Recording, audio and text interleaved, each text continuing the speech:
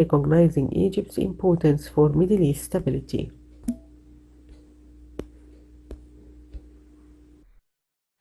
Well, to shed more light on the visit by Japanese Prime Minister Fumio Kishida, we have the pleasure to have this photo with His Excellency Ambassador,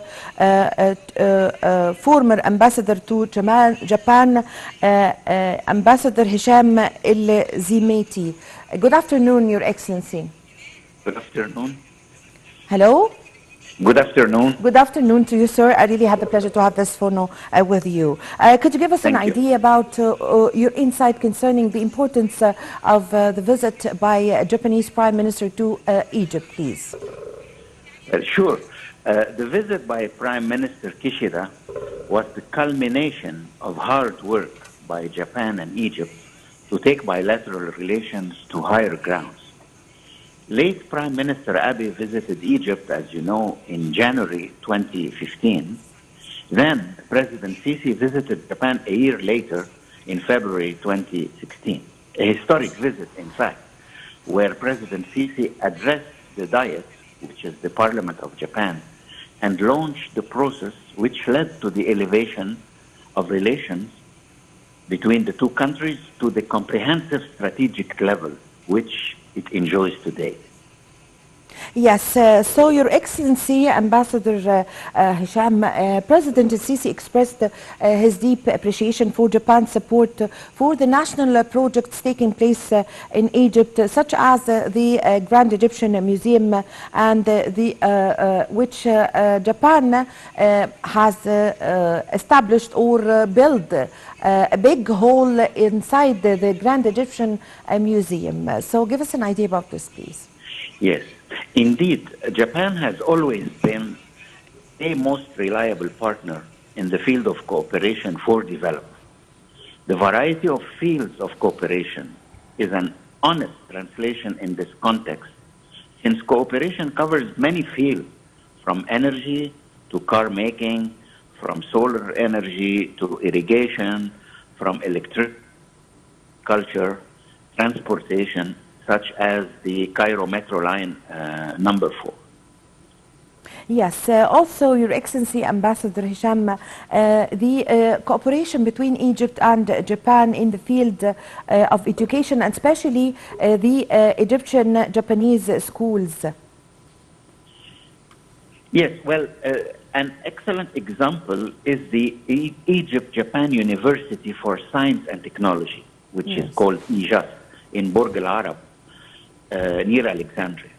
It is a state-of-the-art institution that serves Egypt, Africa, and the Arab world.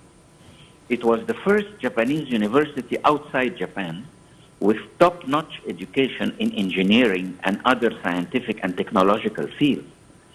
It is sponsored, actually today, by 13 among the best science and technology universities in Japan, including, for example, the Tokyo Institute of Technology. And the graduates of this university are most welcome on the market once they graduate. Yes, also the Japan and Egypt have long relations of cooperation, and we all know since we were young that Japan have built the Cairo Opera House here in Zamalek in cooperation with Egypt, and also the international conference in Medinat Nasr before. So give us also an idea about this, please. Yes, indeed, the Japanese cooperation with Egypt included the Opera Cairo House and the bridge over the Suez Canal. These were the old examples. But today, instead, we have the cooperation in the field of education. The idea is to reach 200 schools. So far, 50 schools or over 50 schools are in place and producing excellent results. We also have the GEM, which is the Grand Egyptian Museum. It's a huge project which is due for opening by the end of this year. We have cooperation in the field of global health insurance, and we have the functioning of the Abu Rish Children Hospital by Japan as well. We have the extension of this children hospital. Also, we have the extraction and assembly of King Khufu's second solar boat. And many projects are underway in this regard. Yes, so there are other fields of cooperation between Egypt and Japan in the field of trade and investment. Could you give us an idea about this field, please? Yes. As I mentioned earlier, we have diversified portfolio of cooperation, and among them we have the GEM, which is a huge museum, as you well know. We have the schools, and we have what is called the COSAN, which is the education for it's a special kind of education that is between high school and university, and all these projects work together in that regard. One thing I may mention also is that Japan believes that Egypt is essential for the stability of our region and beyond. Yes, yes. And together we fought terrorism, and together we work to solve the hot crises of the negotiations. Yes, yes. And Japan plays a part in this regard, which is welcomed by Egypt, especially in the field of development and investment. Yes.